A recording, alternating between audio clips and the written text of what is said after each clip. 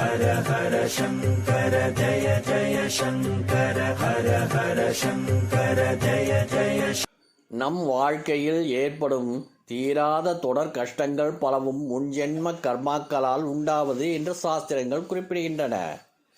அறிந்தும் அறியாமலும் ஆற்றிய பாவங்களுக்கான வினைகளை அடுத்தடுத்த பிறவிகளிலும் அனுபவிக்க வேண்டியது கர்ம வினை என்கின்றோம். இதிலிருந்து எளிமையாக விடுபட செய்ய வேண்டிய தானம் என்ன என்பதைத்தான் இந்த பதிவில் நாம் பார்க்க போகின்றோம். பிறவிகளிலேயே உயர்ந்த பிறவி மனித பிறவி என்று ஆன்றோர்கள் கூறுகின்றனர். அத்தகு உயர்ந்த பிறவியாக இருக்கக்கூடிய இந்த மனித பிறவியில் நாம் செய்யக்கூடிய தானங்களுக்கு தான் பலன்களும் அதிகம்.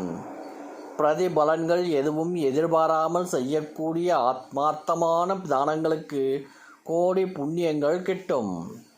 நம் குலம் தழைக்கவும் கஷ்ட நிலையிலிருந்து விடுபட்டு வழி வழியாக தொடர்ந்து சுகபோக வாழ்க்கையை அனுபவிக்கவும் முதலில் நம்முடைய கர்ம வினைகளை களைய வேண்டிய இந்த ஒரு தானத்தின் பிரதிபலன் எதுவும் எதிர்பார்க்காமல் முழு மனித ஆத்ம திருப்தியோடு செய்து வர வேண்டும்.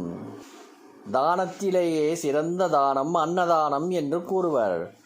மனித பிறவி எடுத்த ஒவ்வொருவரும் வாழ்ந்து முடிக்கும் முன்னர் எந்த அளவிற்கு அடுத்தவருடைய பசியை ஆற்றி இருக்கிறோமோ அந்த அளவிற்கு புண்ணியத்தையும் இரட்டிப்பாக பெறலாம்.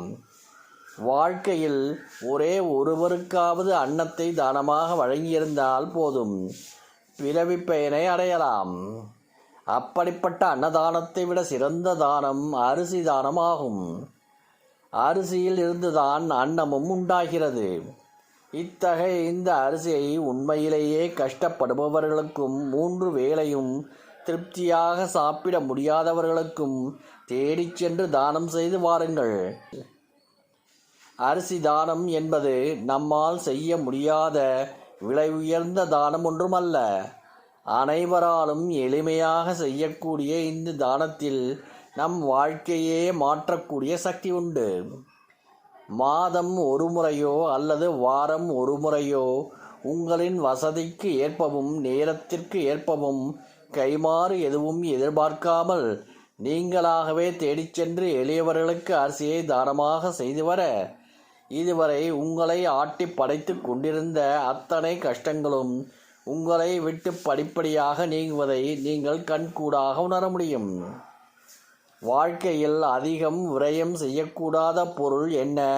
வாழ்க்கையில் நீங்கள் அதிகம் விரயம் செய்யக்கூடாத ஒரு முக்கிய பொருளாகவும் அரிசி விளங்குகிறது.